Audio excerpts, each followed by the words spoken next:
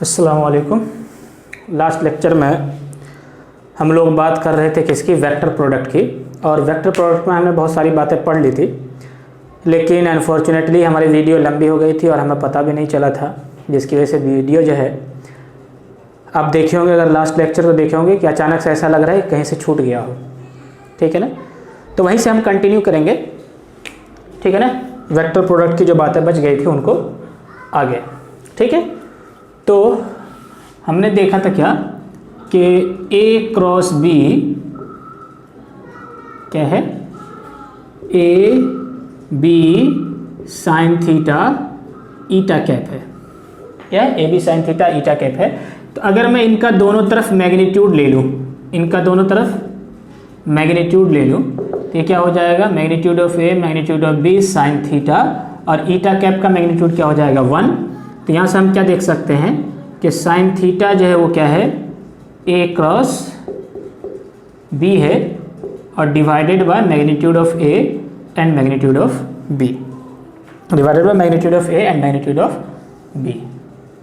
ठीक है, तो इस तरह से हम क्या कर सकते हैं, A क्रॉस B के प्रोडक्ट को A और B के मैग्नीट्यूड से डिवाइड करके साइन थीटा की वैल्यू निकाल सकते हैं। और साइन थीटा अगर हमारे पास आ जाएगा तो वेक्टर A और वेक्टर B के बीच जो भी एंगल है हम उस एंगल को भी कैलकुलेट कर सकते हैं। ठीक है, उस एंगल को भी कैलकुलेट कर सकते हैं। ठीक है, यहीं से ये बातें छूट गई थी, यहीं से कट कर गई थी हमारी वीडियो, तो यही बातें आगे थी जो छूट गई थी हमारी, सिर्फ इतना सा पोर्शन। तो उस चीज़ को हमने यहाँ कवर करा दिया कि A क्रॉस B, चूँकि A B sign theta eta cap है, तो अगर हम इसका मैग्नीट्यूड लेंगे तो A क्रॉस B क्या हो जाएगा, A B साइन थीटा, तो साइन थीटा क्या हो जाएगा A cross B by A B। और इस तरह से हम क्या कर सकते हैं, क्रॉस प्रोडक्ट की मदद से दो वेक्टर के बीच का एंगल कैलकुलेट कर सकते हैं। ठीक है, तो हम आगे चलते हैं इससे आगे कि अगर हमारे पास जो वेक्टर है, अगर हमारे पास जो वेक्टर है से वेक्टर A और वेक्टर B, ये अगर कंपोनेंट की फॉर्म में हुए, यानी कि जैसे AXI cap plus AYJ cap plus AZ K cap की फॉर्म में, similarly BXI cap plus BYJ cap plus BZ K cap की फॉर्म में। ठीक है, तो इस कंडीशन में हम क्रॉस प्रोडक्ट कैसे निकालेंगे, तो देखें हम क्या लिखेंगे, हमारा तरीका वही होगा, A क्रॉस B क्या हो जाएगा, AXI cap plus AYJ cap plus AZ K cap dot cross BXI cap plus BYJ cap plus BZ K cap. ठीक है, और एक चीज़ हमने और बताई थी, IJ K, अगर हम I इंटू J करते हैं तो क्या है, एंटी क्लॉकवाइज है, तो प्रोडक्ट की वैल्यू होगी K cap, J into K देगा क्या, I कैप, और K इंटू I देगा J cap, K into I क्या देगा, J cap, K into I क्या देगा, J कैप। ठीक है ना, अब अगर यहीं पर उल्टा हो जाए कि I क्रॉस K हो जाए, यानी कि क्लॉकवाइज रोटेशन हो जाए, क्लॉकवाइज रोटेशन हो जाए, तो I क्रॉस K क्या देगा, minus J, K cross J क्या देगा, माइनस I। ठीक है ना, और J क्रॉस I क्या देगा, माइनस K। तो for clockwise rotation it will give plus negative, and for anti clockwise rotation it will give plus. ठीक है ना, यही तरीका था हमारा। तो हम देखें, अगर इसको ब्रैकेट को ओपन कर ले तो क्या हो जाएगा, देखो AXI कैप, और क्रॉस कर देंगे हम इसका पूरे से, BXI cap plus BYJ cap plus BZ K cap plus AYJ cap cross BXI cap plus BYJ cap plus BZ K cap, AZ K cap cross BXI cap plus BYJ cap plus BZ K cap. ठीक है, हमने इसको 8वीं class की mathematics की मदद से ऐसा लिख लिया, ठीक है। अब देखो जैसे ही ब्रैकेट ओपन करेंगे तो क्या आएगा, आई क्रॉस आई, क्या हो जाएगा ए एक्स बी एक्स, और आई क्रॉस आई क्या हो जाएगा 0, चूंकि ए क्रॉस ए सेम वेक्टर का क्रॉस प्रोडक्ट क्या होता है 0 होता है, तो ये हो जाएगा 0, ठीक है। तो मतलब ये रिजल्ट तो हो जाएगा ख़त्म। यहाँ से क्या बचेगा देखो, ए एक्स और B Y, I cross J will give you what K, क्योंकि एंटी क्लॉकवाइज है, that will give you K cap. तो A x B Y I cross J will become K, ठीक है ना, I cross J will become K, ठीक है ना। अब देखते आगे, A x B Z plus A x B Z I cross K is what clockwise, that will give you minus जे। तो जे यहाँ लिख दे रहा हूँ, माइनस में यहाँ पे लिख दे रहा हूँ, दैट विल बिकम माइनस जे, ठीक है। तो ये वाला टर्म तो हो गया 0। इसको ओपन करें, A Y B X, A Y and B X, I cross J cross I, तो J cross I is what clockwise rotation, that will give you minus K, तो के यहां लिख दे रहा हूं, इसको माइनस कर दे रहा हूं, ठीक है। Now comes to the A Y B Y J cross J is what 0, A Y B Y J cross J is what 0, J cross J is what 0, ठीक है ना। Now comes to the A Y B Z, A Y B Z J cross K is what clockwise anticlockwise, that's why it will give you I, that will become I cap. तो J cross के clockwise anti clockwise rotation है इसके हिसाब से, जो कि हमने पिछली क्लास में देखा था, that will give you I cap. Now comes to the third part, A Z B x K cross I is what again anticlockwise, that will give you plus J cap, ठीक है, that will give you plus J cap. Now comes to the A Z B Y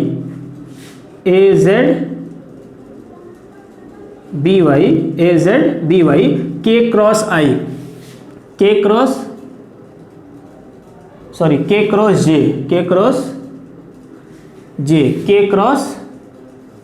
cross J is what clockwise, that will give you minus I, तो ये क्या हो जाएगा minus आई के, ठीक है। तो ये देखिए ये वाला टर्म 0 है, ये वाला टर्म 0 है, ठीक है ना। और इससे आगे जो टर्म आएगा यहाँ पर ए जेड बी जेड के क्रॉस के इज 0, ये वाला टर्म 0 है, ठीक है। तुम्हारे पास बचा एक टर्म ये 2 3 4 5 6। देखो आई कैप और आई कैप को हम एक साथ कर लें, क्या रिजल्ट मिल रहा है हमारे पास, आई कैप और आई कैप से ए वाई बी जेड माइनस ए जेड बी वाई आई कैप। जे कैप वाले टर्म को देख ले, जे कैप एक तो यहाँ पर है, दूसरा जे कैप यहाँ पर है, तो क्या हो जाएगा ए जेड बी एक्स, ठीक है, बल्कि ऐसा लिख लो माइनस का ए जेड बी एक्स, और वहाँ से भी माइनस कॉमन ले तो क्या हो जाएगा माइनस ए जेड बी एक्स जे कैप, ठीक है। इन दोनों में से हमने माइनस कॉमन ले लिया तो ऐसा हो जाएगा ए एक्स बी जेड माइनस ए जेड बी एक्स जे कैप। के कैप में क्या है हमारे पास, के कैप एक तो हमारे पास यहाँ पर है और यहाँ पर है, that will give you a x B y minus का a Y B x k cap. This result will give you a cross b, this result will give you A cross B। ठीक है, तो इस result से हमें क्या मिल जाएगा, A cross B की वैल्यू मिल जाएगी, A क्रॉस B की वैल्यू मिल जाएगी। लेकिन अगर आप गौर करें तो इस रिजल्ट को मेमोराइज करना हमारे लिए क्या है, बहुत ही मुश्किल है। ये है क्या, हमारे लिए बहुत ही मुश्किल है। तो हम क्या करेंगे, इसके लिए कोई आसान हल ढूंढेंगे कि इतना मुश्किल काम करने के बाद भी हमें ये रिजल्ट याद रखना पड़ेगा। तो इसीलिए हम इसके लिए क्रॉस प्रोडक्ट के लिए हम एक अल्टरनेटिव मेथड ढूंढेंगे। एक अल्टरनेटिव मेथड क्या करेंगे, फाइंड आउट करेंगे, जिससे हमें हमारा कैलकुलेशन क्या हो जाए, आसान हो, इतना टीडियस जॉब ना हो हमारे लिए। ठीक है ना, तो करते हैं ज़रा। और उस मेथड को हम कहते हैं क्या, डिटर्मिनेंट मेथड। क्या कहते हैं, डिटर्मिनेंट मेथड। क्या कहेंगे, डिटर्मिनेंट मेथड कहेंगे। ठीक है, तो ये जो ब्लैक में लिखा हुआ है ये रिजल्ट हमारे पास ऑलरेडी है, जो कि हमने A क्रॉस B के ट्रेडिशनल मेथड से निकाला था। तो यहाँ पर हम क्या करते हैं, A क्रॉस B को ऐसे लिखते हैं, A क्रॉस B, ठीक है, और बड़ा सा 2 ऐसे डंडा खींच लेंगे। ठीक है ना, समझ में बात है। अब क्या करेंगे, सबसे ऊपर लिखेंगे I cap, J cap, K cap, लिख दिया। अब यहाँ देखना सबसे पहले कौन सा वेक्टर है, A। तो वेक्टर A के I कैप का कोफिशिएंट क्या है, AX, उसको I के नीचे लिख दो। उसके बाद वेक्टर A का ही J का कोफिशिएंट क्या है, AY, उसको J के नीचे लिख दो। वेक्टर A का ही K का कोफिशिएंट क्या है, AZ, उसको K के नीचे लिख दो। अब आते हैं वेक्टर B पे। वेक्टर B पे I का कोफिशिएंट क्या है, BX, J का कोफिशिएंट क्या है, BY, और K का कोफिशिएंट क्या है, BZ। K का कोफिशिएंट क्या है, BZ। इतनी बात समझ में आ गई। अब देखें हमें करना क्या है, इसको ओपन कैसे करना है, A क्रॉस B लिखना है आपको, ठीक है, और ऐसे 3 ब्रैकेट डाल देने हैं। I कैप पहले plus bracket I cap minus bracket J cap plus bracket K cap. अब देखें इसमें से हम कैसे इनके अंदर ये सारी चीज़ें हम इस टेबल से निकालेंगे। ये बात याद रखनी है, पहली ब्रैकेट I कैप माइनस दूसरी ब्रैकेट J कैप प्लस तीसरी ब्रैकेट K कैप। यही तो याद करना मुश्किल है ना, ये यहाँ से हम निकाल लेंगे। पहली ब्रैकेट के पास I कैप है, पहले I plus minus plus I cap के अंदर कैसे फिलअप करेंगे, I कैप के सामने जो ब्रैकेट है उसको कैसे फिलअप करेंगे। ठीक है, तो ये देखना है कि I कैप पहला क्या है, I कैप, तो I कैप को देखना है किस रोज के अंदर है, ये कहलाता है रोज और ये कहलाता है कॉलम। तो पहले रोज और पहले कॉलम के अंदर है, तो उसके अंदर जो भी एलिमेंट है उसको लीव कर देंगे। जो बचा हुआ क्या है, AY AZ BY BZ, ऊपर से नीचे प्रोडक्ट करेंगे और यहाँ लिख देंगे AY BZ, और पहले यहाँ नीचे से ऊपर ऐसे प्रोडक्ट करेंगे और इसको यहाँ लिख देंगे माइनस AZ BY। अगर आप गौर करें तो ये देखिए यही रिजल्ट आ गया। ठीक है, सिमिलरली अब कौन सा ब्रैकेट है, माइनस का ब्रैकेट J के, इसके लिए क्या करेंगे हम, J को सर्किल किया, किस रोज के अंदर है, इसी रोज के अंदर है, किस कॉलम के अंदर है, इस कॉलम के अंदर है। ठीक है, लीव हो गया। इसके अलावा क्या, AX BX AZ BZ, AX BX और AZ BZ। तो AX BZ ऊपर से नीचे का प्रोडक्ट AX BZ और नीचे से ऊपर का प्रोडक्ट माइनस, यानी कि AZ BX, AZ BX। देखिए ये ब्रैकेट मैच कर गया। Now the last one, that is K cap. इसमें भी क्या करेंगे, K को सर्किल करेंगे, इस रोज के अंदर है और इस कॉलम के अंदर है, इनको इस रोज और कॉलम के एलिमेंट को हम क्या कर देंगे, एलिमिनेट करते हुए देखेंगे बाकी क्या बचा हुआ है, AX BY और BX AY। तो क्या लिखेंगे, ऊपर से नीचे का product AX BY minus BX या AY BX। देखें क्या ये ब्रैकेट मैच कर गया, क्या ये ब्रैकेट मैच कर गया इससे। तो यहाँ से कैलकुलेट करना क्या है, हमें आसान है। समझ आई बात है कि नहीं, यहाँ से कैलकुलेट करना क्या है हमारे लिए आसान है। तो इस एक्सप्रेशन को याद रखने से बढ़िया है कि हम इसके तरीके को याद रखें। ये जो तरीका है इसको कहते हैं हम लोग, मैथमेटिक्स के एक वेल नोन चैप्टर है 12th क्लास के अंदर, डिटर्मिनेंट्स। ठीक है, matrix and determinants.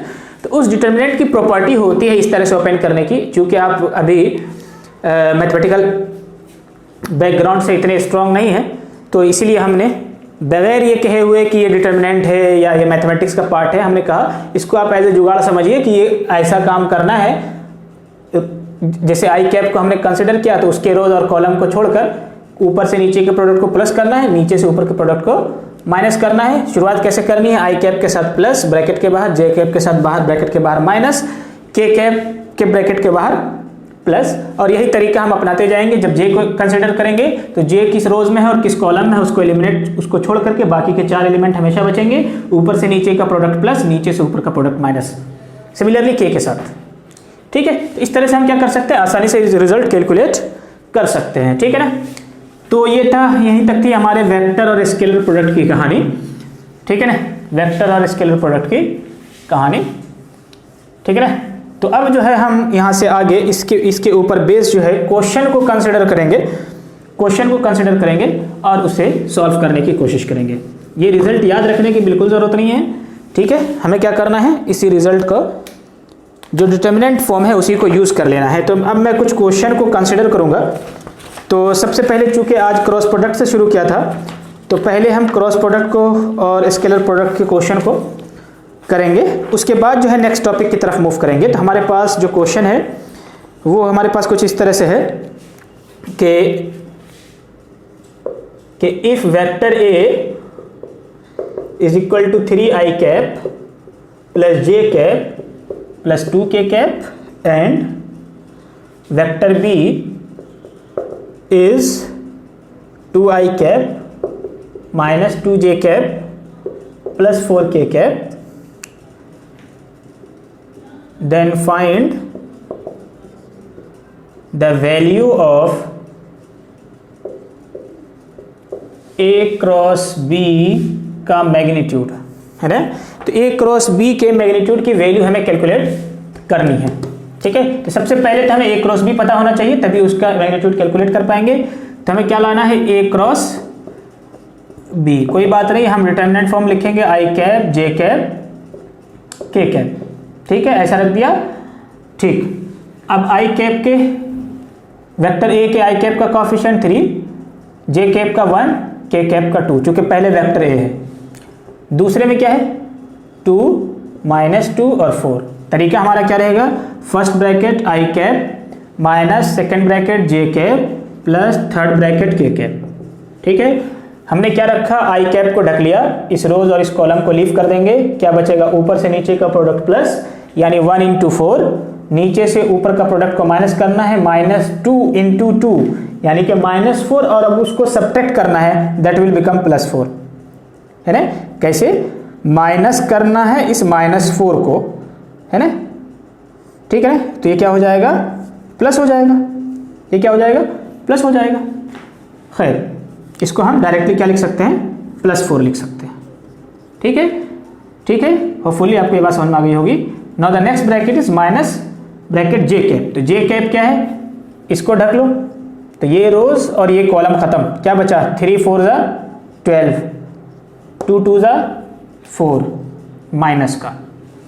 The next thing is के कैप। के कैप क्या है, ये इस रोज को ढक लिया और इस कॉलम को ढक लिया। क्या बचा, 3 इंटू माइनस 2 इज माइनस 6, ठीक है, एंड 2 इंटू 1 2, इसको सब्ट्रैक्ट करना है। तो ऐसा हो जाएगा, that will give you 8i cap minus 8j cap minus 8k cap. ये हो जाएगा 8 और बाहर माइनस। तो ये तो हमारे वैल्यू हो गई a क्रॉस b की। किसकी वैल्यू हो गई, a क्रॉस b की। हमसे फाइंड करने कहा गया है magnitude of a cross b, magnitude of a cross b। तो अगर मैं इसको रिजल्टेंट कह लूँ तो a क्रॉस b का, तो कोई बुरा नहीं होगा। तो अगर हम इसको कंपेयर करें तो किससे, a r x i cap plus r y j cap plus r z k cap से, तो हमारा मैग्नीट्यूड क्या होना चाहिए, under root r x square plus r y square plus r z square. कोई बुराई नहीं है इसमें। तो आर एक्स की जगह क्या आ जाएगा, 8 का स्क्वायर प्लस आर वाई की जगह क्या आ जाएगा, माइनस 8 का स्क्वायर और RZ की जगह क्या आ जाएगा, -8 का square under root, that will give you 64 + 64 + 64, that will give you 64 × 3 का रूट, दैट इज 8√3. तो magnitude will be 8√3. Magnitude will be 8√3. 8√3 is the correct option. ठीक है ना. 8√3 हमारा क्या हो जाएगा, इसका आंसर हो जाएगा. ठीक है. ऐसे ही नेक्स्ट क्वेश्चन को कंसिडर करते हैं हम. ठीक है, नेक्स्ट क्वेश्चन को कंसिडर करते हैं. नेक्स्ट क्वेश्चन क्या कह रहा है हमारे पास, जल्दी से देखते हैं. ठीक है, और फिर आगे की तरफ हम प्रोसीड करेंगे, क्योंकि अब तक के क्वेश्चन को हमने डिस्कस नहीं किया था. ठीक है. क्या कह रहा है कि in the above example unit vector perpendicular to both a cross b will be. कह रहा है कि अभी जो हमने ऊपर क्वेश्चन किया था, vector a = 3i cap plus j cap plus 2k cap and vector b = 2i cap minus 2j cap and plus 4k cap, और इसका जो a क्रॉस b आया था वो कितना आया था, 8i cap minus 8j cap minus 8k cap. तो कह रहा है कि ऊपर जो वेक्टर आया है ना, क्या कह रहा है, in the above example a unit vector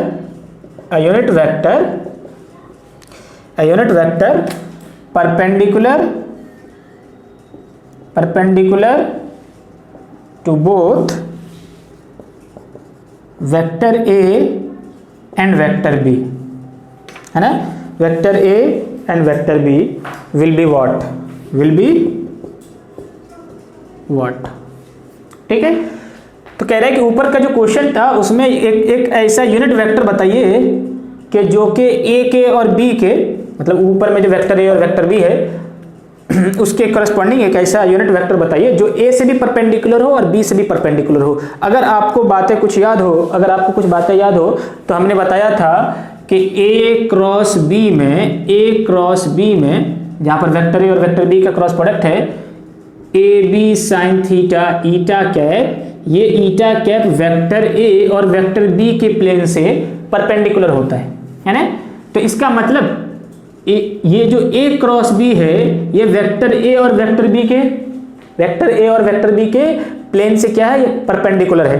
तो इसका मतलब अगर हमें एक यूनिट वेक्टर चाहिए वेक्टर ए और वेक्टर बी से परपेंडिकुलर, तो इसका मतलब हमें एक यूनिट वेक्टर चाहिए वेक्टर ए क्रॉस बी के along, vector a cross B के एलोंग. तो किसी भी वेक्टर के एलोंग यूनिट वेक्टर लिखने का तरीका क्या होता था, vector A divided by magnitude of A. ठीक है ना. तो similarly unit vector perpendicular to both A and B का मतलब क्या है, वो यूनिट वेक्टर हमें चाहिए ए क्रॉस बी के एलोंग, क्योंकि ए क्रॉस बी वेक्टर ए और वेक्टर बी से परपेंडिकुलर डायरेक्शन में है. तो मतलब इसी रिजल्ट को ध्यान में रखते हुए हम क्या लिख लेंगे, यूनिट वेक्टर, यानी कि वो ईटा कैप निकालना है हमें, है ना. तो क्या हो जाएगा, A cross B over magnitude of A cross B. ठीक है. और पिछले क्वेश्चन में हमने देखा था magnitude of A cross B कितना था, 8√3. तो इन सारी चीज को यहां पुट कर दें. तो ऊपर हमारे पास है 8i कैप, पहले ये कैलकुलेट करना पड़ेगा. देखो चूंकि पिछला क्वेश्चन हमने किया था इसलिए क्वेश्चन हम आगे नहीं कर रहे, लेकिन आपको फर्दर पहले ये निकालना पड़ेगा, इसका मैग्नीट्यूड निकालना पड़ेगा, फिर ये काम करना पड़ेगा. 8i cap minus 8j cap minus 8k cap divided by magnitude of 8√3. ऊपर वाले से 8 कॉमन ले लें तो that will give you 8√3 i cap minus j cap minus k cap, 8 से 8 खत्म. तो unit vector perpendicular to both A and b will be 1/√3 i cap minus j cap minus of k cap, क्या हो जाएगा, minus of k cap हो जाएगा. ठीक है. होपफुली आपको ये क्वेश्चन समझ में आ गया होगा.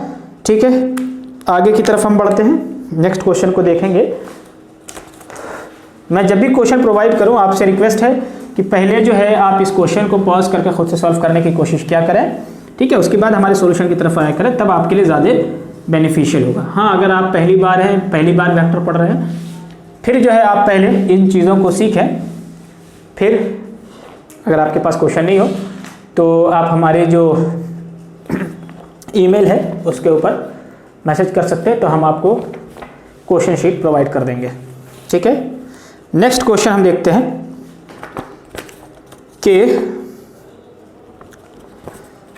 क्वेश्चन पढ़ दे रहा हूं मैं, साथ साथ लिखते भी जाऊंगा। The vector from origin to a point a and b are, क्या कह रहा है? The vector from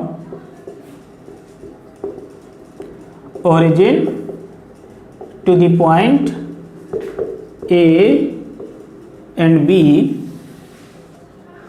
are, vector A is 3i cap minus 6j cap plus 2k cap, and vector B is 2i cap plus J cap minus 2k cap respectively, है ना। Then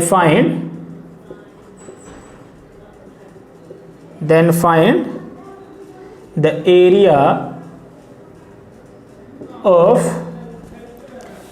triangle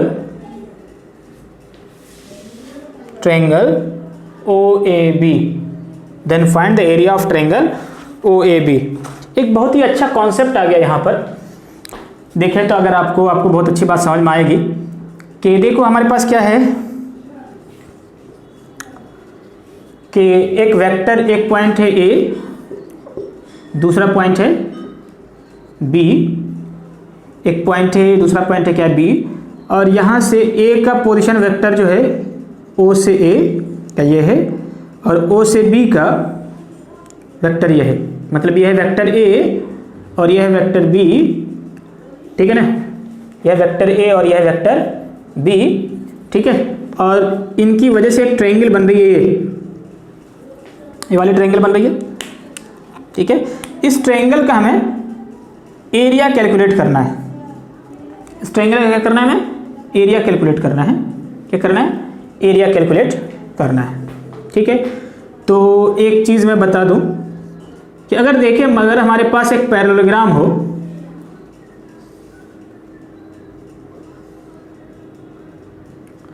उसमें एक side क्या हो? Vector A, मतलब A, दूसरा क्या हो? B, और ये एंगल हो थीटा, जैसे यहाँ पर ये एंगल क्या है? थीटा। तो ये देखें कि अगर हमें ये हाइट मालूम हो जाए, अगर हमें ये हाइट मालूम हो जाए तो हम क्या कहेंगे? इसका एरिया कितना है? Base into height, base into height, बल्कि उल्टा लिख लो, ये बेस और ये ए, तो क्या लिखेंगे? Base into height. अगर आप ज़रा देखें तो इस ट्रायंगल के अंदर से आप लिख सकते हैं कि h/a बेसिकली क्या है? साइन थीटा है, और h का मतलब a साइन थीटा, तो मतलब ये रिजल्ट क्या हो जाएगा? a साइन थीटा यानी AB साइन थीटा, ठीक है। और ज़रा गौर करें तो ये क्या है? A क्रॉस B है, मैग्नीट्यूड की फॉर्म में A क्रॉस B का मैग्नीट्यूड है ये, तो मतलब magnitude of A cross B will give you the area of parallelogram. Area of parallelogram क्या है? Area of parallelogram. अब ज़रा गौर करना इसमें फर्दर कि अगर मैं यहाँ से इसको ज्वाइन कर दूँ तो इस ट्रायंगल का एरिया हम क्या लिख सकते हैं कि पैरेललोग्राम का हाफ, यानी कि area of triangle will be 1/2 A cross B, ठीक है ना, जहाँ पर वेक्टर A ये है और वेक्टर B ये है, A क्रॉस B, ठीक है ना। और जहां पर थीटा क्या है? Angle between vector A and B है। जरा गौर करना, ये पोर्शन बिल्कुल इसी के जैसा नहीं है, ये इनके जैसा, ठीक है ना। तो नोट कर ले हमेशा के लिए, इन फ्यूचर ये बहुत काम आएगा। Area of parallelogram is AB sine theta, where vector A and B are the vector representing the adjacent side and theta is the angle between the vector, ठीक है ना। तो ए बी साइन थीटा निकालेंगे तो parallelogram का area आएगा, लेकिन half into ए cross B करेंगे तो इस ट्रायंगल का एरिया आएगा। तो ठीक है ना, इस ट्रायंगल का एरिया हम कैसे निकाल सकते हैं, ए क्रॉस बी 1/2 इंटू मॉड ए क्रॉस बी। तो हमें क्या निकालना पड़ेगा, सबसे पहले यहाँ से ए क्रॉस बी निकालना पड़ेगा। क्या निकालना पड़ेगा, ए क्रॉस बी निकालना पड़ेगा और उसका magnitude, then we will get the area of the given triangle, then we will get the area of the given triangle. तो सबसे पहले ए क्रॉस बी निकाल लें, ए क्रॉस बी, फिर उसका मॉड निकाल लेंगे। तो ए क्रॉस बी कैसे निकल जाएगा, ए क्रॉस बी कैसे आ जाएगा, आई कैप जे कैप के कैप, 3 - 6 2 + 1 - 2 क्या आ जाएगा, आई कैप माइनस ब्रैकेट जे कैप प्लस ब्रैकेट के कैप। आई कैप वाले पोर्शन को छोड़ दें, -6 - 2 इसको छोड़ देंगे, -6 - 2 दैट विल बिकम 12, 1 × 2 ऊपर से नीचे का प्रोडक्ट प्लस, नीचे से ऊपर का प्रोडक्ट माइनस। ठीक है, आई कैप का काम हो गया। अब आते हैं जे कैप की तरफ, इस पोर्शन को छोड़ दें और इसको छोड़ दें, 3 × -2 that will give you -6, 2 × 2 4 that will give you -4। ठीक है, सिमिलरली के कैप के लिए के कैप के रोज और कॉलम को छोड़ दें, क्या बचेगा यहाँ से, 3 × 1 3, 2 × -6 -12 और इसको सब्ट्रैक्ट करना है, दैट विल गिव +12। ठीक है, यहाँ से क्या आ जाएगा, 10 आई कैप और -10 और माइनस बाहर भी है तो +10 जे कैप, और यहाँ से क्या आ जाएगा, +15 के कैप, +15 के कैप। ठीक है ना, तो now magnitude of A cross b, magnitude of A cross b that will give you √10 का स्क्वायर प्लस 10 का स्क्वायर प्लस 15 का square, that will give you 100 + 100 + 225 का रूट, that will give you √425, that will give you √425। ठीक है, that will give you √425। ठीक है ना, तो एरिया कितना हो जाएगा, 1/2 √425। अगर आप चाहें तो 425 को फैक्टराइज कर लें। ठीक है, 5 8 × 40, 5 5 × 25, 5 1 × 5, 5 7 × 85, दैट विल गिव यू 25/2 √17। ठीक है ना, स्क्वायर मीटर या स्क्वायर यूनिट जो भी है वो इसका एरिया हो जाएगा, ये इसका रिजल्ट हो जाएगा। ठीक है ना, समझ आई बात है। तो ये एरिया इसका इतना हो जाएगा 5/2 × √17, 5/2 × √17। ठीक है, होपफुली आपको ये बात समझ में आ गई होगी। आगे जो है मैं कुछ क्वेश्चन स्केलर प्रोडक्ट के कंसिडर करता हूँ। ठीक है ना, स्केलर प्रोडक्ट के कुछ क्वेश्चन कंसिडर करता हूँ ताकि वो जो पिछली क्लास में हम क्वेश्चन नहीं कर पाए थे स्केलर प्रोडक्ट के, वो भी क्या हो जाए, कवर हो जाए। ठीक है, तो स्केलर प्रोडक्ट के क्वेश्चन को देख लिया जाए जल्दी से।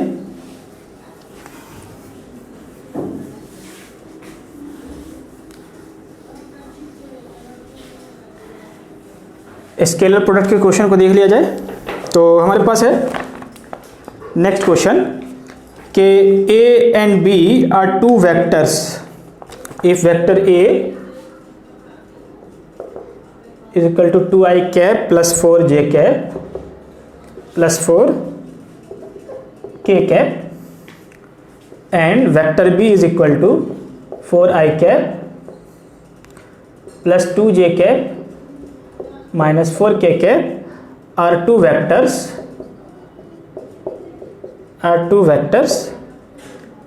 find the angle between them, find the angle between them। ठीक है, तो वेक्टर ए और वेक्टर बी के बीच का एंगल फाइंड करना है। तो हमने बताया था कि sine cos theta cross product में A dot B will give you what, A B sine theta. यहाँ से हम क्या निकाल सकते हैं, sine theta is A dot B over A B, magnitude of A and magnitude of B. तो ये देखें कि सबसे पहले अगर हम ए डॉट बी निकाल लें, क्या निकाल लें, ए डॉट बी निकाल लें, तो ए डॉट बी का क्या तरीका था, अगर ये ए और बी किस में हो, ए और बी किस में हो, कंपोनेंट की फॉर्म में हो, तो क्या होता था, A x B X plus A Y B Y plus A Z B Z, यही होता था। तो हमारे पास क्या है, A X is 2, B X is 4 plus A Y is 4 and B Y is 2 plus A Z is 4 into minus B Z is 4, that will give you 8 plus 8 minus 16, the result is 0। ठीक है ना। तो अब देखें चूंकि ए dot B ही 0 हो गया तो ए और बी निकालने की ज़रूरत नहीं है, तो कितना हो जाएगा, सिंपली साइन, ओहो सॉरी, ए डॉट बी, ओहो नो नो नो नो, है ना, major blunder mistake, a dot b a b cos theta होता है। ठीक है, ए डॉट बी क्या होता है, ए बी कॉस थीटा होता है, that will give you cos theta. तो ए डॉट बी क्या हो जाएगा, cos theta equal to 0 and cos theta is 0। कब होता है थीटा 0, कॉस थीटा, जब थीटा कितना हो जाए, जब थीटा कितना हो जाए 90 डिग्री, जब थीटा कितना हो जाएगा 90 डिग्री, तो एंगल कितना हो जाएगा 90 डिग्री हो जाएगा। तो यहाँ से एक चीज़ समझ लें कि ए x B X plus A Y B Y plus A Z B Z की वैल्यू ही अगर 0 हो गई,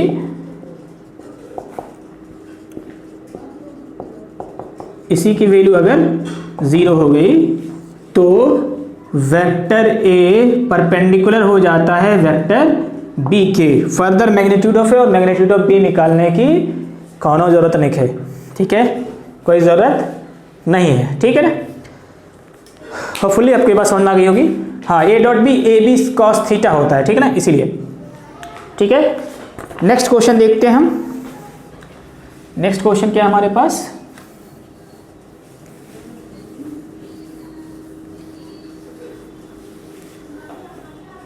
नेक्स्ट क्वेश्चन है, इफ टू वेक्टर्स, क्या कह रहा है कि अगर दो vector 2i cap plus 3j cap minus k cap, if two vectors 2i cap plus 3j cap minus k cap and 4i cap plus 2j cap minus 4k cap are two vectors, है ना, are parallel to each other, are parallel to each other. क्या है कि vector A, एक vector A दूसरा vector A क्या है, एक दूसरे के पैरेलल है। ठीक है ना। Oh I think I made mistake, 2i cap plus 3j cap minus k cap, sorry minus 4i cap minus 6j cap minus lambda k cap. हाँ ये है, और ये क्या है, आपस में पैरेलल है। तो हमें वैल्यू फाइंड करनी है, then find value of lambda. तो ये देखें कि ए और बी क्या है, पैरेलल है। ए और बी क्या है, पैरेलल है। ए और बी क्या है, पैरेलल है। तो पैरेलल होने का मतलब थीटा क्या है, 0 है।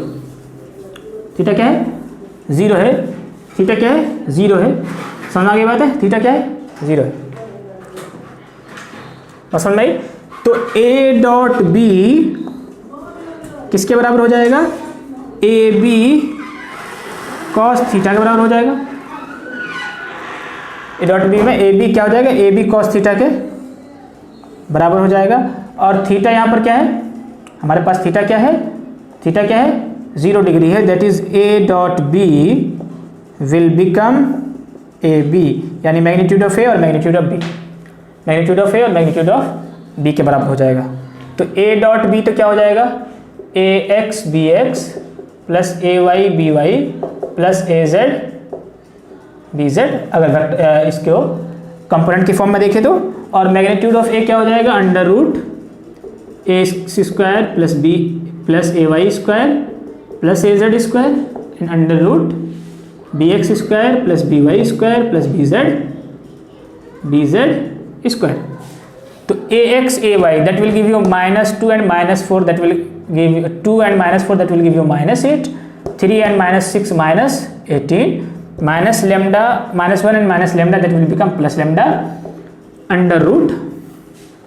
What you will get is a square, that is 4 plus 9 plus 1 under root 16 plus 36 plus lambda square. यहाँ से क्या आ जाएगा ये minus 26 plus lambda, that will give you under root 14 into that result is 52 plus lambda square. एक काम करें, इसको दोनों तरफ होल स्क्वायर कर दे, दैट इज लेमडा माइनस 26 का whole square, that will give you 14 into lambda square plus 52. From here you will get lambda a square minus 2ab plus b square. 26 into 26 36 3 12 plus 3 15 52. जोड़ ले 6 is 36 3 6 to the 12 plus 3 15 6 to the 12 2 to the 4 plus 1 6 7 6. That will give you 6 7 6. From here you will get 14 lambda square and 14 into 52, है ना, that will give you 728. एक काम करें, सारे term को उधर ले जाएं. 14 lambda square plus 52 lambda plus 52 lambda plus 52 plus 52 lambda, and from here you will get 728 minus 676. What you will get? 2. What you will get is 2 and 11 minus 12 minus 7 5. That will give you plus 52. That will give you, I think, plus 52 equal to 0. Plus 52 equal to 0. कहीं हमसे गलती तो नहीं हुई? देख ले इस बार. 4. ठीक है, आई think I have not made any mistake. ओहो हाँ ठीक. लेमडा और 14 lambda, that will become 13 lambda. ठीक है, तो 13 कॉमन आ जाएगा, that will give u lambda square plus 4 lambda plus 4 equal to 0. From here you can easily factorize, that is lambda plus 2 का whole square is 0, that is lambda is minus 2. तो lambda की value कितनी है? -2 है. ये हम इस तरह से क्या कर सकते हैं, आसानी से कैलकुलेट कर सकते हैं. क्या कर सकते हैं हम? आसानी से कैलकुलेट कर सकते हैं. कोई ज़्यादा परेशानी वाली बात नहीं है. ठीक है ना, कोई परेशानी की बात ज़्यादा नहीं है. ठीक है ना. नेक्स्ट क्वेश्चन कंसिडर करते हैं हम. नेक्स्ट क्वेश्चन जो है वो हमारे पास वो कुछ इस तरह है कि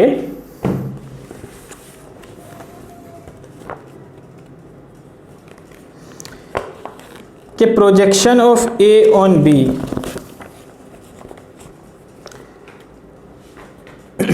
कह रहे हैं कि अगर हमारे पास वेक्टर ए है 2i cap plus 3j cap minus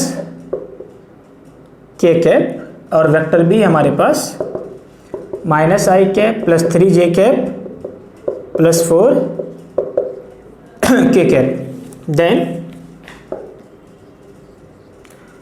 find projection of vector A on vector B. Then find projection of vector A on vector B. तो देखो क्या कह रहे हैं कि हमारे पास वेक्टर ए ये है, दूसरा वेक्टर बी है. प्रोजेक्शन का मतलब क्या होता है? जैसे ये मान लो वेक्टर बी है और ये वेक्टर ए है, तो वेक्टर बी को एक एक्सिस मान लो अपनी तरफ से कुछ भी, और ये एंगल थीटा मान लो, तो इस ए का कंपोनेंट बी के अलोंग, इस ए का कंपोनेंट बी के अलोंग कितना होगा, that will be the projection. तो मतलब ए कॉस थीटा की जो भी वैल्यू है that will be the projection on b. ठीक है, तो अब देखो इसके लिए हमें क्या करना पड़ेगा, एक तो मैग्नीट्यूड ऑफ ए निकालना पड़ेगा, दूसरा ये कॉस थीटा की वैल्यू निकालनी पड़ेगी। तो कॉस थीटा तो हम कहाँ से निकाल सकते हैं, कॉस थीटा हमारे पास आ सकता है A dot B over magnitude of A divided by magnitude of B into A dot into A. तो ये देखो, तो projection of A on B कैसे आ जाएगा, इस रिजल्ट को चाहे तो आप याद भी रख सकते हैं कि a इंटू कॉस थीटा है ना, और a कॉस थीटा की वैल्यू कितनी हो जाएगी, a dot B over magnitude of a and magnitude of b। Magnitude of a से मैग्नीट्यूड ऑफ a कैंसिल हो जाएगा, तो a dot b over b।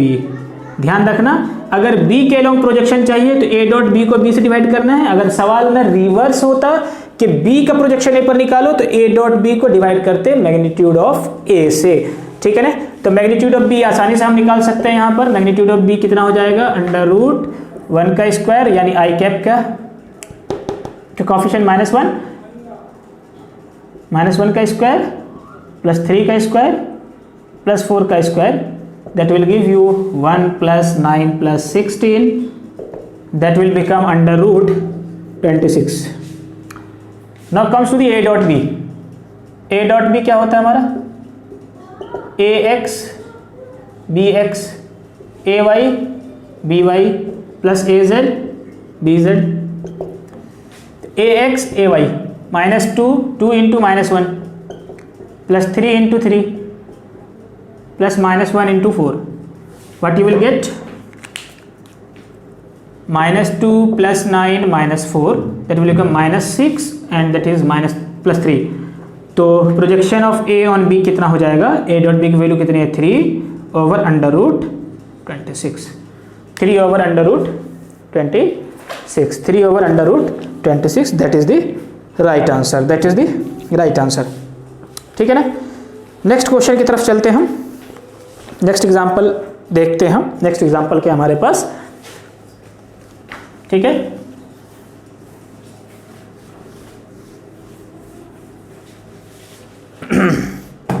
Next example क्या हमारे पास कह रहा है कि ए पार्टिकल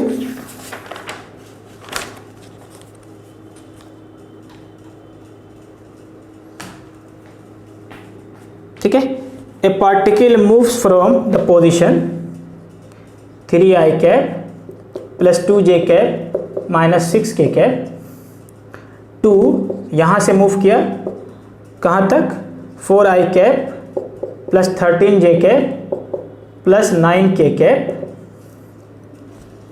है ना, by a uniform force, by a uniform force W is equal to uniform force 4i cap plus j cap plus 3k cap.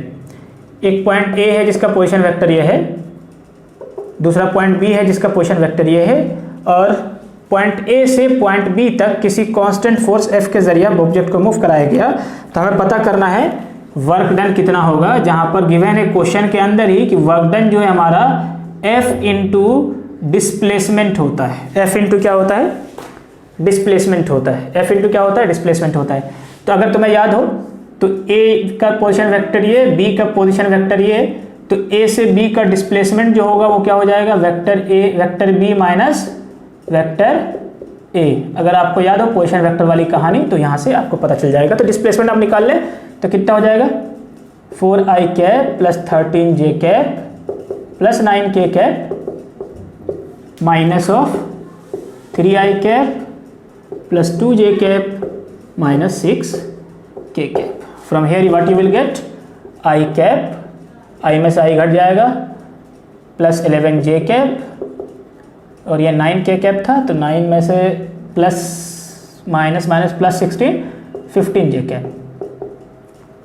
ठीक है। तो यहाँ से क्या आ जाएगा, F डॉट S, F क्या हमारे पास, 4i cap plus j cap plus 3k cap dot S, यानी i cap plus 11j cap plus